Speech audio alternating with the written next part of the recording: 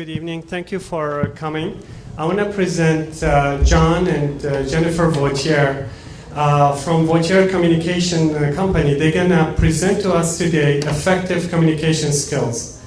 They're going to talk about executive presence on the soccer field and throughout life. They're going to teach you technique and how to look and sound the way you like.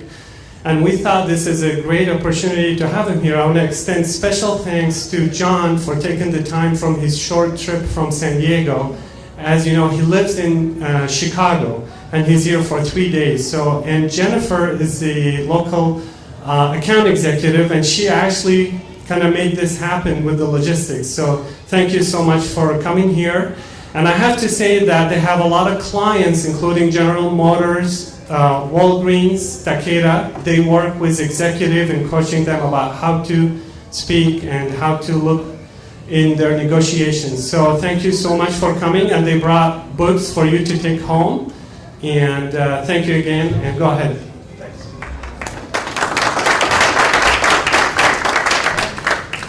Hi, good afternoon, and thank you all again for joining us. As Hassan mentioned, my name is Jen Vautier. And this is John Vautier, and this is what we do. Our company is called Vautier Communications, and we coach people to speak as well as they think. So we deal with all internal and external communications. We have a very high focus on executive presence, as well as how to organize a clear and concise message. I have been with the company for just about 3 years now. Prior to that, I was a high school teacher for about 3.5 years, and worked in these schools for a while and then transitioned over at that point. John will come ahead and introduce himself, and then he will take us into the beginning of what we're here to talk about today with you all. All right, good evening, folks. Again, as Hassan and Jen mentioned, my name is John Vautier, part of this family business, Vautier Communications. I'm from Chicago. That's where I've lived for most of my life. When I first graduated college, I went out to work for Whirlpool, and that was the first job that I had out of school. I did outside sales with them, both selling and then coaching or training on our brand of products. I did that for 2 years in the Southwest, so I worked Dallas, Fort Worth market, and then West Coast from there. 2011, I came back on, joined the family business. My father, John Sr., started this company back in 2004. He's done this since 1985 with the founders of the communication skills industry. Sure enough, when I was hired by Whirlpool, they asked where I learned to speak and present, and I told them that I grew up in a family business. They said, "We don't have anyone doing our communication skills currently internally. Do you mind if we reach out to Vautier Communications?" I said, "I'm sure John Sr. would be fine with that." And sure enough, Whirlpool became our biggest client starting in 2010 when I joined on the company. So part of the reason for me coming back to join the business was to help support that growth that Whirlpool brought for us. So I've been doing this since 2011, selling, coaching, and then working internationally with clients and mostly in the US. So we'll get into things. As Jen mentioned, what we do is we coach people to speak as well as they think, and it's regarding executive communication skills, although it's not specifically for executives. We work anywhere from entry-level folks to very senior levels, CEOs, CFOs. We do quite a bit of work for family and friends around interviewing skills. So when kids and young adults get ready to go into the workplace, how do they interview effectively? How do they get the job that they would like? And specifically around that, how do they communicate well internally or externally?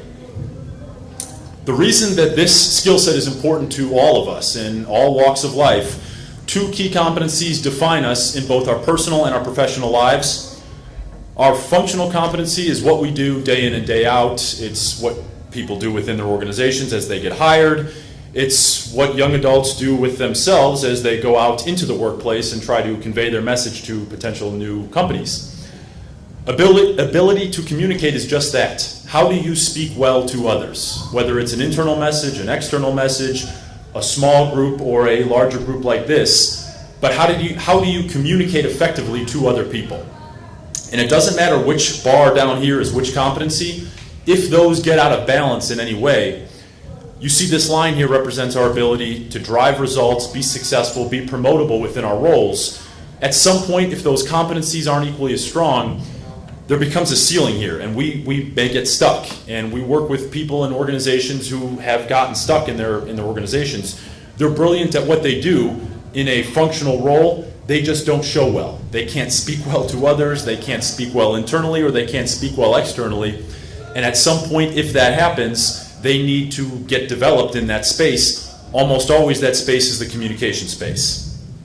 You see on the far right-hand side, when both competencies match one another, when they are equally as strong, our ability to drive results, be successful, be promotable within whatever role we are in, there is no ceiling to it. So our opportunities for success are endless, but you have to be strong in both competencies.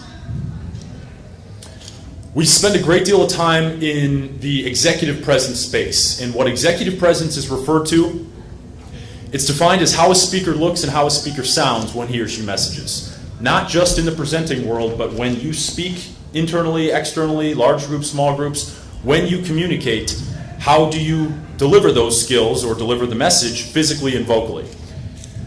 Underneath the physical area, it's three main areas: eyes, hands, and posture. Underneath vocal, it's just that: volume, the inflection or the peaks and the valleys that the voice has; pace, slow, medium, or fast pace; and then lack of non-words. And the non-words that we hear very often from speakers: ums, ahs, likes, and you knows.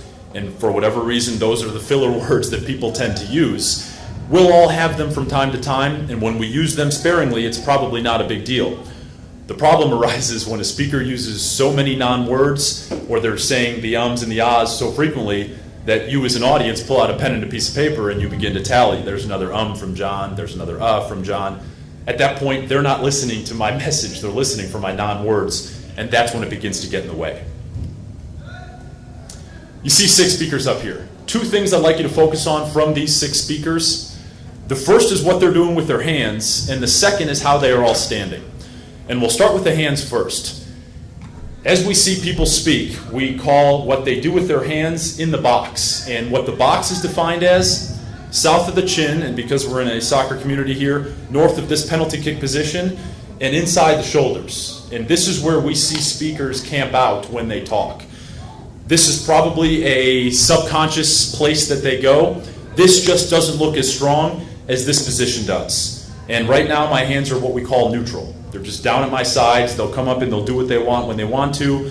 Both hands can gesture. Both hands can do different things. I can use my hands individually, but they're not coming together in the box and creating this barrier between myself and you all as my audience.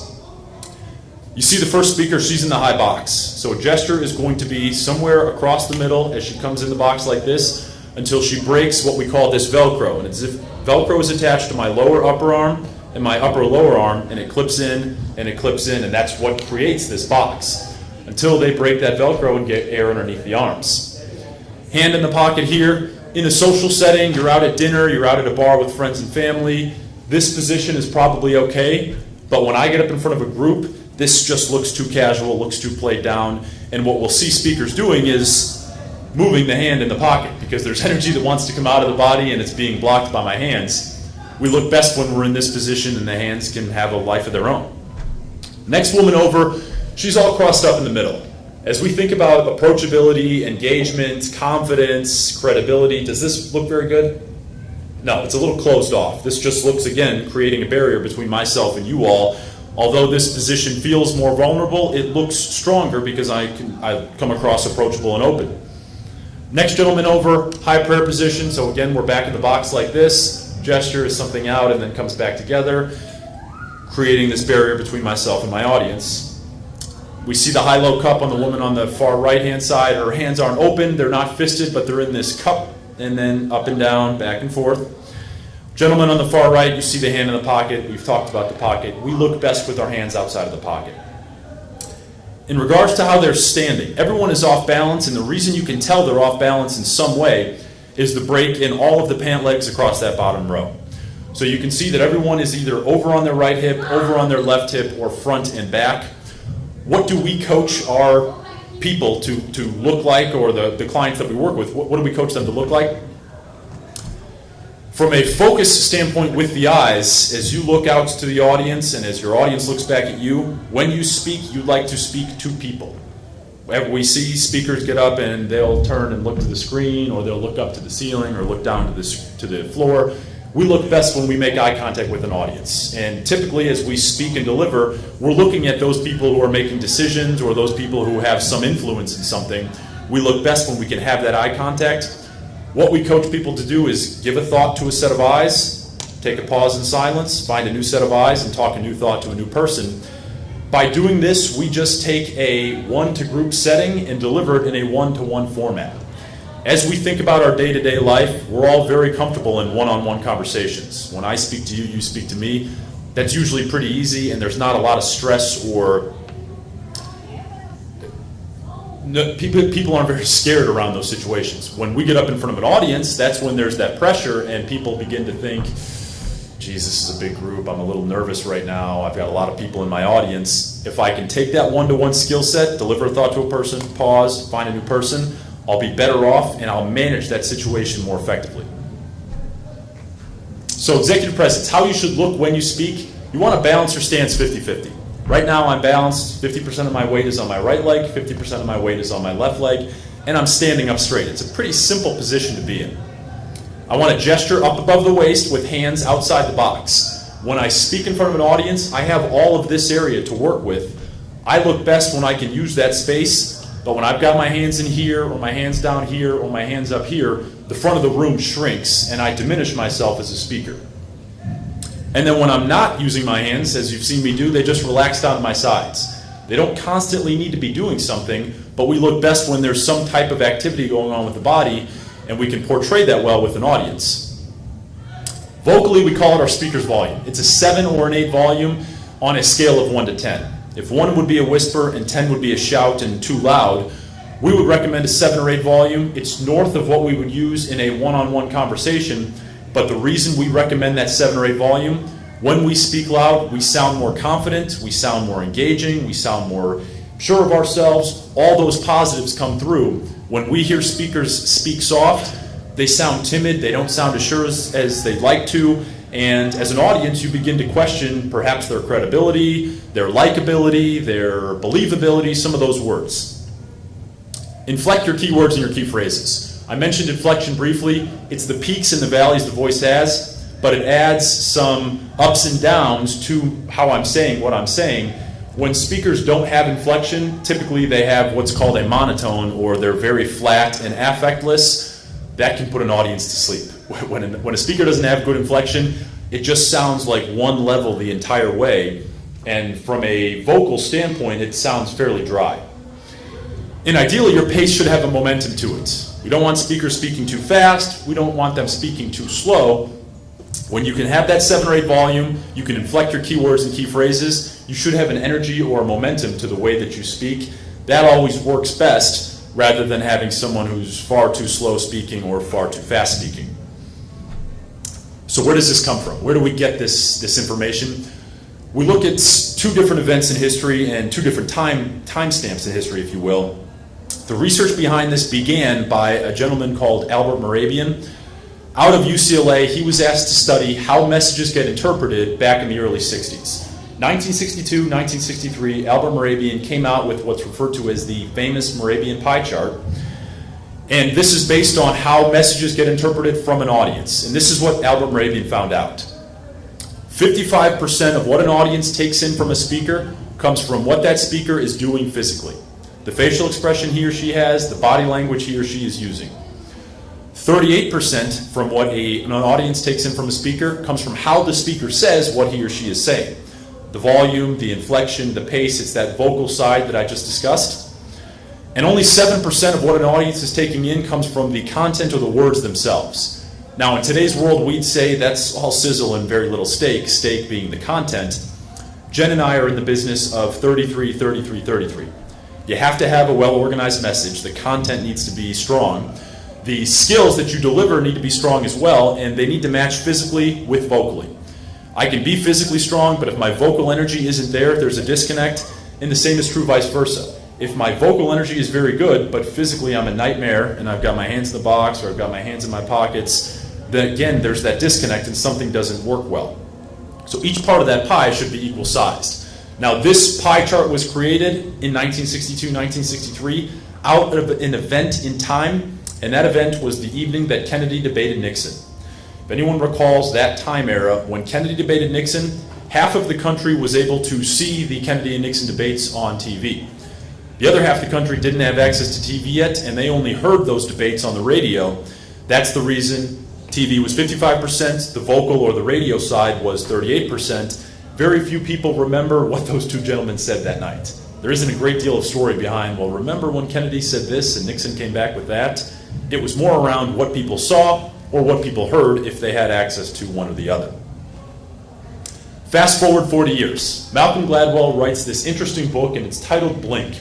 And the title of the book comes from In the Blink of an Eye. If you haven't read this, it's a very interesting read.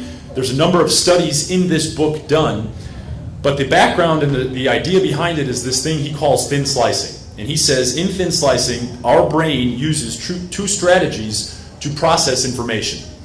The conscious part of our brain and then the adaptive unconscious part of our brain. The conscious part of our brain thinks about what we've learned and then an answer comes to us in some way. The adaptive unconscious part of our brain says the brain reaches conclusions without knowing how or why it blinks. And in the blink of an eye, we make a decision based on very little information. Think of this more as a gut instinct in some regards. Nalini and Batty is asked to do some research around this idea called thin slicing by Malcolm Gladwell. And Nalini and Batty does research around the effectiveness of a college professor teaching a college course. She has 3 study groups, and I'll take you through those in a moment, and then 1 control group.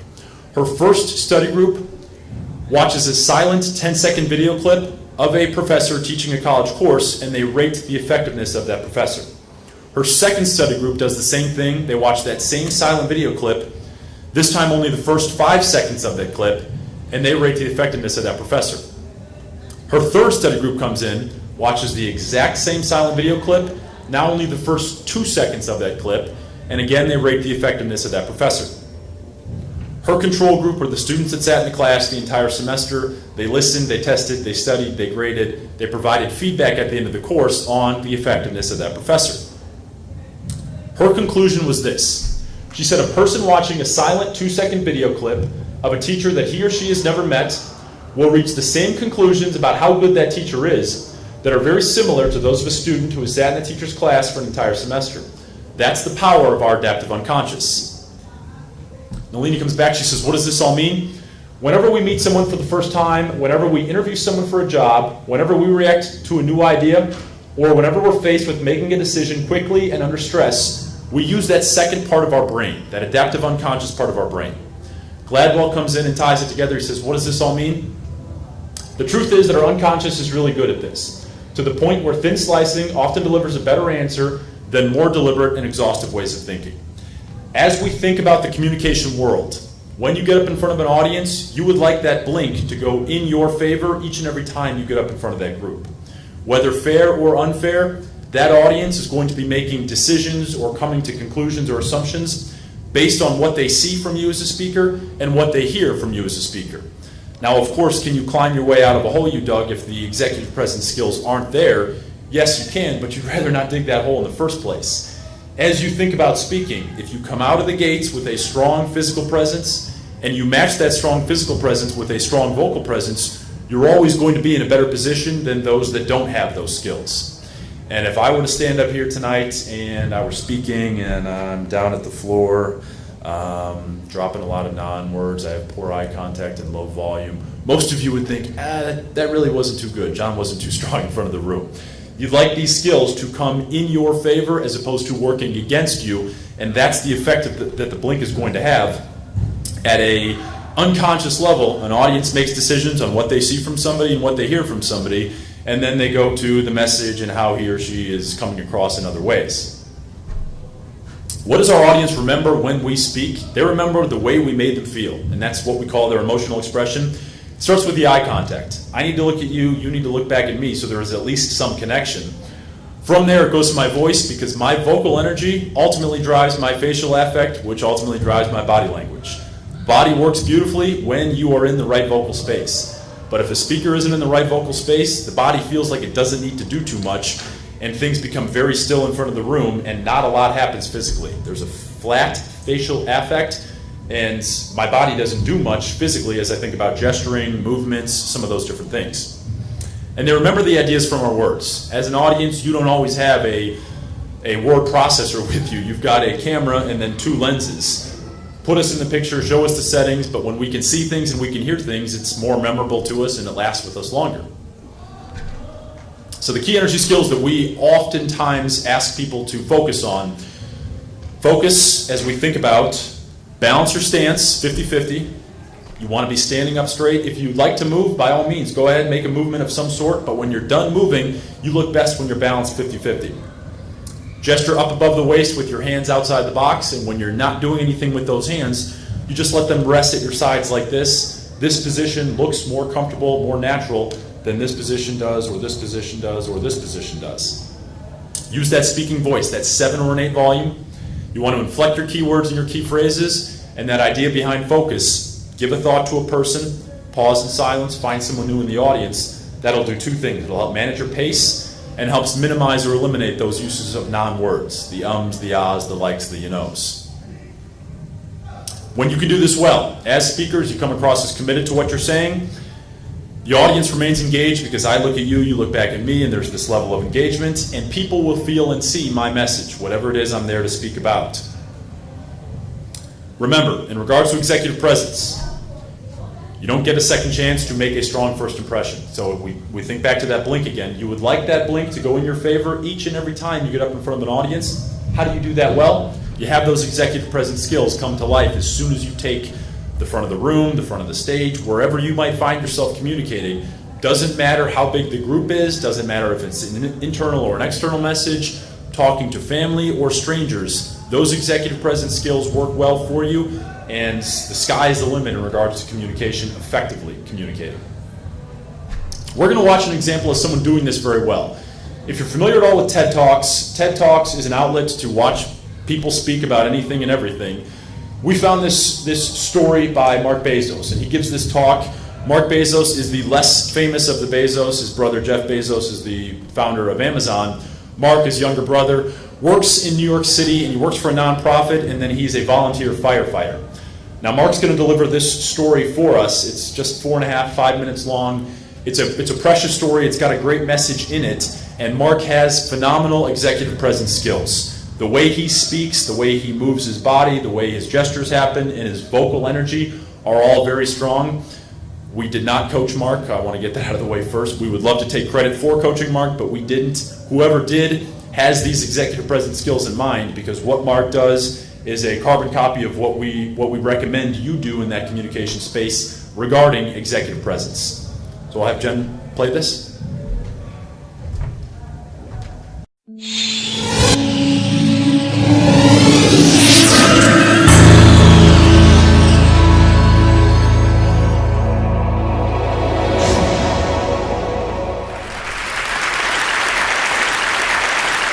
Back in New York, I am the head of development for a nonprofit called Robin Hood. When I'm not fighting poverty, I'm fighting fires as the assistant captain of a volunteer fire company.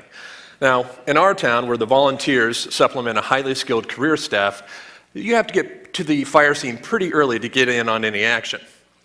I remember my first fire. I was the second volunteer on the scene, so there was a pretty good chance I was going to get in. But still, it was a real foot race against the other volunteers to get to the captain in charge to find out what our assignments would be. When I found the captain, he was having a very engaging conversation with the homeowner, who was surely having one of the worst days of her life. Here it was, the middle of the night. She was standing outside in the pouring rain, under an umbrella, in her pajamas, barefoot, while her house was in flames. The other volunteer who had arrived just before me, let's call him Lex Luthor, got to the captain first and was asked to go inside and save the homeowner's dog. The dog! Oh, I was stunned with jealousy. Here was some lawyer or money manager who for the rest of his life gets to tell people that he went into a burning building to save a living creature. Just because he beat me by 5 seconds. Well, I was next. The captain weighed me over. I said, Bezos, I need you to go into the house. I need you to go upstairs, past the fire, and I need you to get this woman a pair of shoes. I swear. So, not exactly what I was hoping for, but off I went. Up the stairs, down the hall, past the real firefighters who were pretty much done putting out the fire at this point, into the master bedroom to get a pair of shoes. Now, I know what you're thinking, but I'm no hero.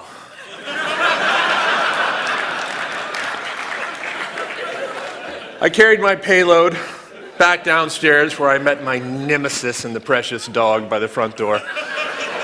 We took our treasures outside to the homeowner where, not surprisingly, his received much more attention than did mine.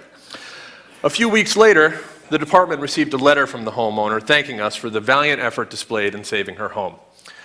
The act of kindness she noted above all others, someone had even gotten her a pair of shoes. You know, in both my vocation at Robin Hood and my avocation as a volunteer firefighter, I am witness to acts of generosity and kindness on a monumental scale. But I'm also witness to acts of grace and courage on an individual basis. And you know what I've learned? They all matter. So as I look around this room at people who either have achieved or are on their way to achieving remarkable levels of success, I would offer this reminder. Don't wait. Don't wait until you make your first million to make a difference in somebody's life. If you have something to give it now. Serve food at a soup kitchen, clean up a neighborhood park, be a mentor. Not every day is going to offer us a chance to save somebody's life, but every day offers us an opportunity to affect one. So get in the game. Save the shoes. Thank you.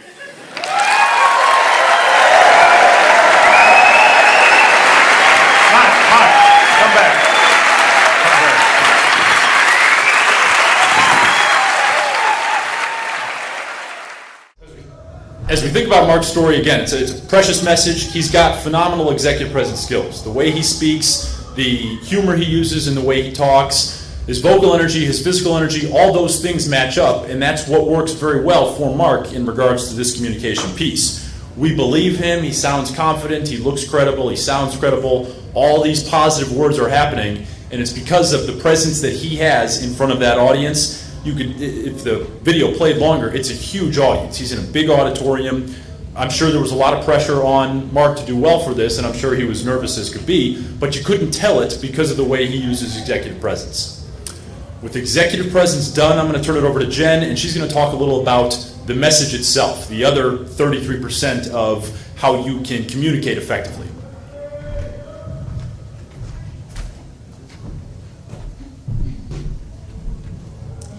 So as John mentioned, he took us through the executive presence skills.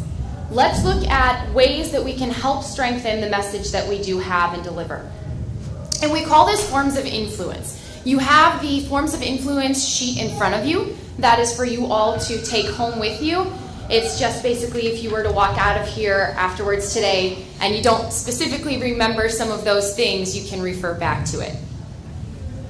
And that's again what this sheet looks like. So if we blow out the forms of influence a little bit bigger, it forms this acronym SPEAK, and it's our fun little acronyms who work into our communications world. And then we have the demonstration down here at the bottom. So we have statistics and facts, personal experiences, examples, analogies, killer quotes, and then again, as I mentioned, the demonstration. So let's look at each of these in a little bit more detail. The great demonstration of our day, it doesn't fit, the glove doesn't fit. And the point being, when a demonstration goes well, it's very compelling. When a demonstration doesn't go well, it's very compelling. It's just unfortunately backfired on you, and it's probably had the opposite effect that you were hoping for. So if you would like to use demonstrations, they can make a huge impact. Be sure to practice them out 3, 4, 5 times ahead of giving them. Make sure they land the way you want them to each and every time, because they can be very effective, but only when they work. Statistics and facts are also great pieces of evidence to bring in to help strengthen your message. They do need to be clear, simple, and appropriate to the audience you are delivering to. They may be clever, I'll come back to that in a moment. You want to be sure you tailor them to your listeners And the big piece is to avoid too much detail. So try not to bury this great statistic or this great fact in all of this surrounding evidence where your audience steps back and says, I don't even remember what this statistic was. Now the clever piece. There are different avenues for how statistics or facts can be delivered in more of an interesting way rather than just another piece of bullet or another piece of text. The USA Today, in the bottom the bottom corner of each of the major 4 sections, they have a statistic or a fact that deals with that section of their paper. They call on a graphic designer, and that graphic designer puts some type of a pictorial picture to that statistic or fact. So it's just an interesting way of delivering, again, a fact every single day, 5 days of the week. The personal experience, it's something which I personally experienced, hence the name of it. I'll speak about it passionately because for whatever reason I felt it was worth retelling. And I'll deliver it using a bar format. So all stories are told in this bar format. There's a background, there's an action, and there's a result. It could be a 2-minute story about your day that you happen to tell your husband or wife when you get home. It could be a 2.5-hour movie that you go and see on the weekend. But these 3 pieces are evident in all stories. The example is very similar, except maybe it didn't necessarily happen to me. So it could be somebody else's personal experience, or there might be some sort of a legend or a character to that. Again, I'll still speak about it passionately because, again, I felt it was worth retelling, and I'll deliver it in that bar format. So there's a background, there's an action, and there's a result. The analogy is probably the toughest of all. Because if you don't hit the domino effect, or you don't get the perfect storm, or you don't nail the black swan, you don't necessarily know that your audience hasn't gotten it until you finish delivering it. You look out at your audience and you see that deer in the headlights. And then you know to yourself, they didn't quite understand what you were hoping to convey to them.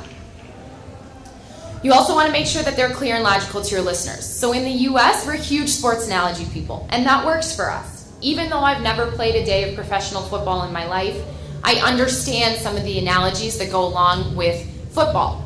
Now the problem is if you go to other places in the world, unless it's a soccer analogy, which works well for you all here, people probably aren't going to understand it because their sports aren't necessarily done the same way our sports are. And the example we use is as soon as a couple of months after Osama bin Laden was taken out, there was this public outcry for the photos of that night to be released. People wanted them in the newspaper, they wanted them online, and we all know just as well as those people who were asking for them that those were never going to be released to the public. The president came out, it was in the fall, right around football season, and he landed this great analogy. He said, we don't need to spike the football. We don't need to do the happy dance. We've done what we needed to do. We've basically finished, we've won, quote unquote, and that's all there's going to be to it. And by the next morning, the U.S. had really moved past that. That outcry for those photos had died down, and we moved on with our lives. But again, that analogy of spiking the football worked for us here in the U.S., might not have worked in other places of the world. And then killer quotes. Quotes are great places to engage your audience or drive home a point. Again, make sure they're clear and logical to your listeners. They can come from an industry guru, maybe a business thought leader, best-selling business books. Try to just make sure it's a reputable quote and it comes from where you're saying it comes from. So we're going to watch somebody do this using some of these forms of influence to help strengthen their message. Miles O'Brien from CNN is interviewing Rick Smith, who is the CEO of Taser International, the Taser stun gun. Rick is going to take 7 questions, and the whole interview is over in under 2.5 minutes, and it doesn't feel rushed or curt by any means. He's going to use 4 of the forms of influence that we just talked about. So he'll use an analogy. He's going to compare the taser to an airbag in your car, and he'll finish that off. He's going to use an example of a school child who was carving himself with a piece of glass and threatening to kill anybody who became near him. The taser was used to disarm him, and again, he will finish the rest of that story. And then he's going to riddle off a bunch of facts and statistics at the end. Facts about how the taser is actually harder to buy than the handgun, and about how many lives they've estimated have been saved by using the taser versus that lethal handgun. So we'll watch him as he goes through this. And that's a good point to begin with. Rick Smith, CEO of Taser International, the maker of the Taser stun guns. He's live this morning in Phoenix. Good morning, Mr. Smith. Good to have you with us. Good morning. It's good to be here. Is there a problem with the product or a problem with the way it's being used? At this point, I would say neither. I think the way to think about tasers is like you would think about airbags in your car. They don't make a crash risk-free. Neither does a taser make a confrontation with police risk-free, but they reduce the risk of injury and death dramatically. Are they being overused, perhaps? Well, you know, as we look at Amnesty International's report, they talk about how tasers are being used to punish school children. Yet the example they cite was a 6-year-old boy who was cutting himself with a piece of glass and threatening to kill anybody who became near him. In that case, police used the taser to disarm him, and I'm glad to report that young man is alive today without serious injury. Given that we have over 100,000 tasers being used by police today, the fact that there have not been more abuses tells me that the training of law enforcement is doing a great job. These devices are saving lives every day. All right, and there are very few examples of abusive use. And that's an important point, because law enforcement, of course, is trained in the use of these things, but you're marketing these to the general public as well. Isn't that going to create more problems and potentially more deaths? Well, you know, we live in a country with over 200 million privately owned firearms. We're one of the most heavily armed. There's a lot more regulation surrounding use of handguns. Actually, no, there's not. It's harder to buy a taser than it is to buy a handgun. We not only put you through a background check, but we also register the device to you. And every time you fire it, it fires identification tags printed with your serial number. Not even a handgun does that. How much training goes along with the purchase of one of these? Well, every device we sell comes with a 1-hour training DVD and a certificate that's good for a one-on-one training class in your home with a police officer. So we believe we're providing the best industry training in the industry. Are people following through on those training offers? We are seeing people are taking the training in the house, although a lot of people watch the video and they feel comfortable at that point. All right, one final thought here. Obviously the idea here is to avoid using handguns, a non-lethal alternative. Have you been able to quantify how many cases people are alive today because of tasers? We estimate over 5,000. We've posted over 600 documented cases where tasers were used to save a life on our website. All right, Rick Smith, CEO of Taser International. Thanks for your time this morning. Appreciate it. Thank you. So as you went through and watched this was not supposed to be a promotional piece for the taser, and it ends up turning into that. And by the end of it, Miles O'Brien is just trying to finish up and get out because he knows this interview has not gone the way he was hoping it was going to go. With the negative B-roll film you've got playing in the background, they're scrolling information about man 54 in Illinois dies. This was not supposed to go this way, but Rick Smith came extremely well prepared with some of these forms of influence. He just nails this interview out of the park, and by the end of it, again, Miles O'Brien is just wrapping it up and getting out so that he can move on. The next piece, maybe I'm not giving a presentation. Maybe this isn't something that I'm in front of a group for an hour, but it's a viewpoint I'm going to deliver. Somebody asks me what I think about something. How do I tell that person what I think in and out in, let's say, 30 seconds or less? And the problem most people have is they don't have a repeatable process for dropping information into. And so what happens is we start to ramble. Somebody asks us our opinion, we talk for 5, 6, 7 minutes, they walk away and they say, I have no idea what their point was, because we've just spoken for too long. So we call this establishing a viewpoint, or the art of the short message. There's 4 pieces to it. There's the topic, your viewpoint about the topic, evidence to back up why you say what you say, and then we use a tie back to basically package it all up, clear and concise in that 30 seconds or less. The topic needs to be clear so that your audience can follow along. The viewpoint should be in the declarative and the positive. People hate to hear no or negative news. It doesn't matter if you're a 4-year-old kid or you're a 75-year-old man, but we're best when we get what we want or we stay in that positive space. The evidence should be specific and concise. If I only have 30 seconds to deliver this viewpoint, I can't talk too long because otherwise I won't make it clear and concise. And then the tie back we use is, and that's why I say, and then I restate what it is I've said. So as an example, I've got something to say about the city of Chicago. I think it's a great place to both live and work, and I say this for 3 different reasons.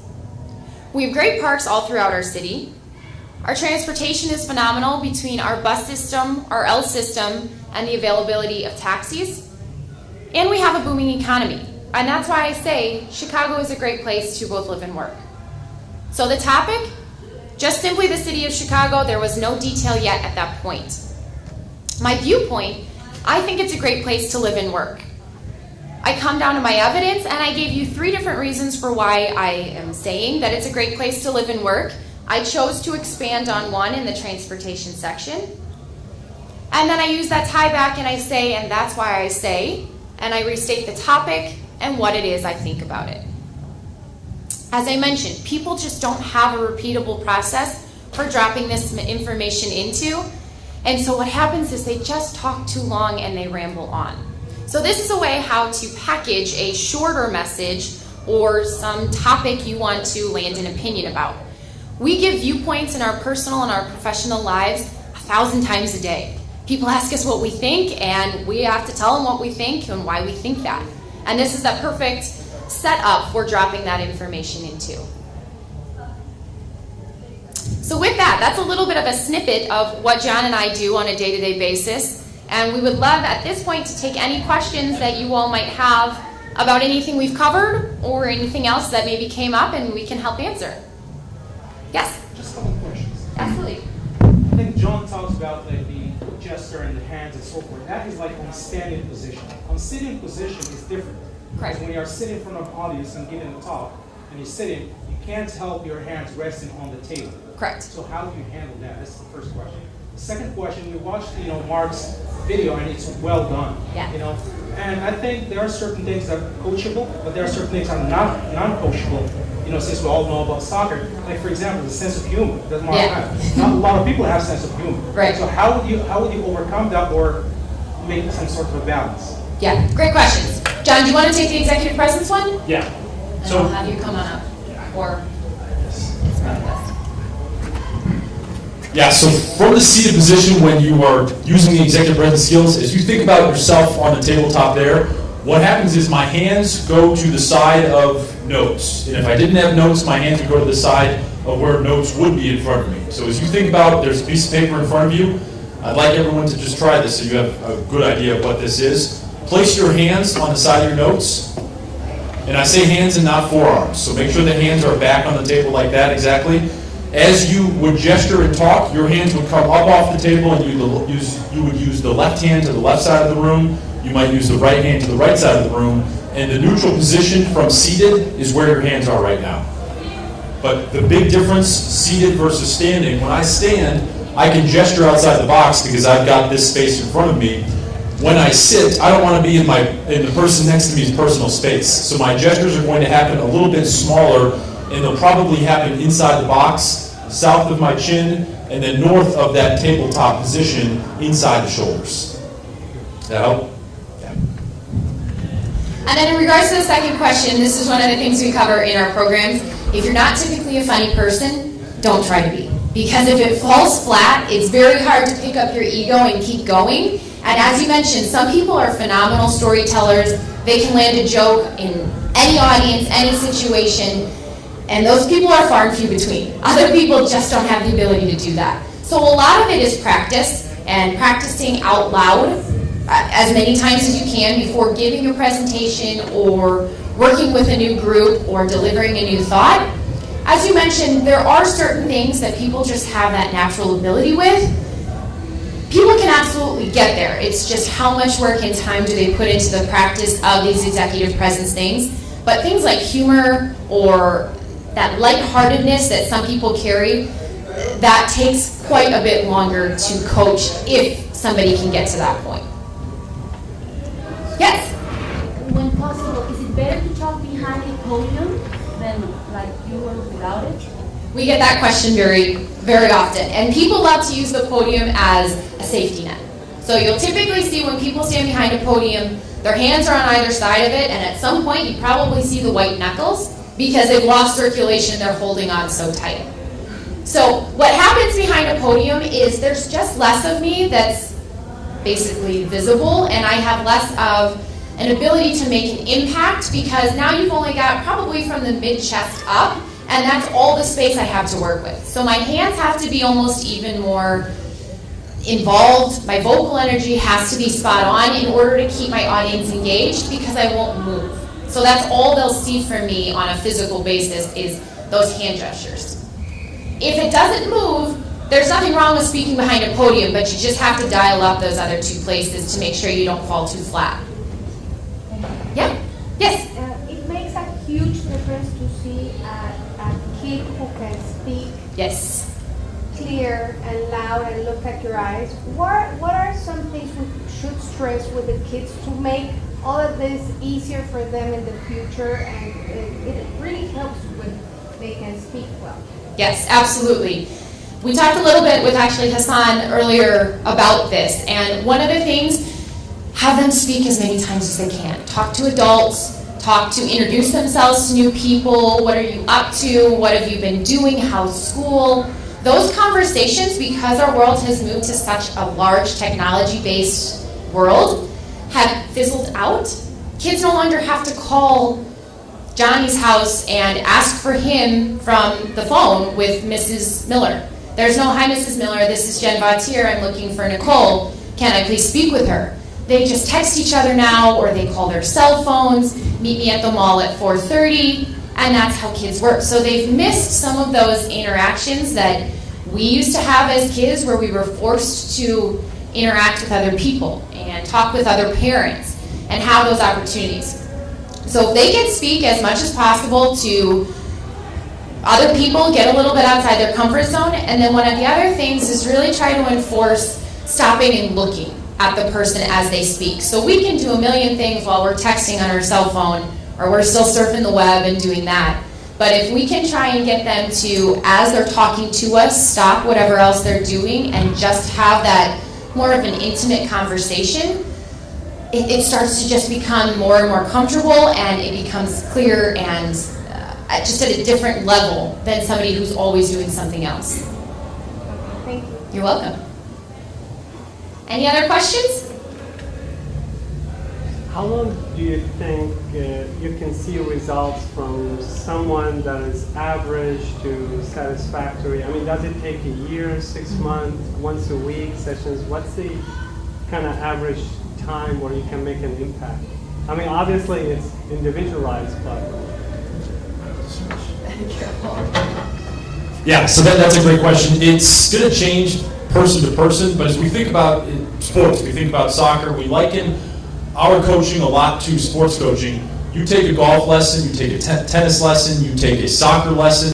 If you don't go out and practice those skills you just learned, they're going to continue to stay rusty. So in the physical presence, in the executive presence space, because it's physical skills, there's a number of studies out there that say it takes anywhere from 21 to 28 days to change a physical habit.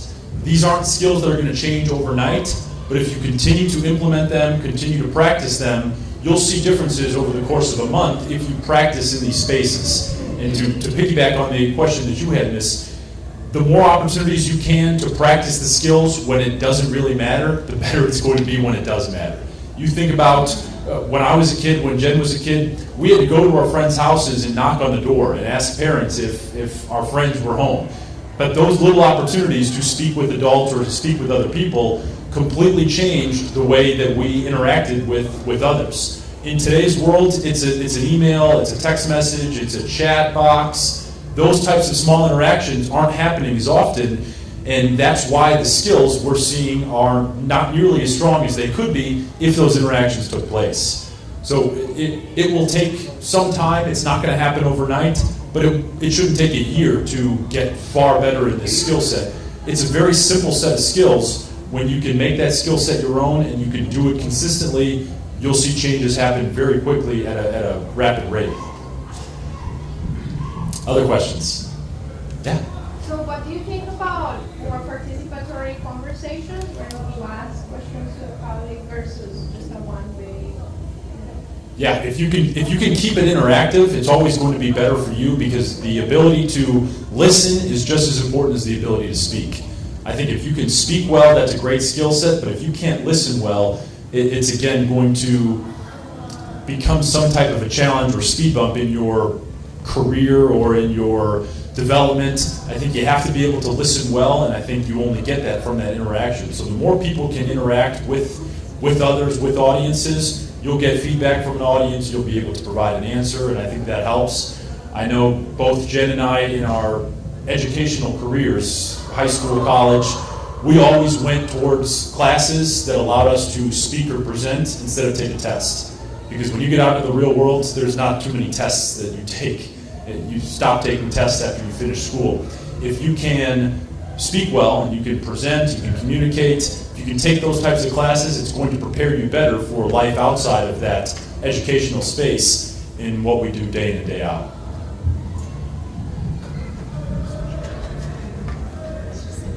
And piggyback on that, especially with kids, one of the biggest things we should suggest is try to ask those open-ended questions rather than the yes-no where they get away with just a little murmur here or there. Try and get them to explain what they did at school or explain what project they're working on rather than did you finish the project, what did you do in the project today? Or something along that line where they are forced or have more of an opportunity to say more than just a yes, no, maybe, something along that line. Any others? Okay, thank you all.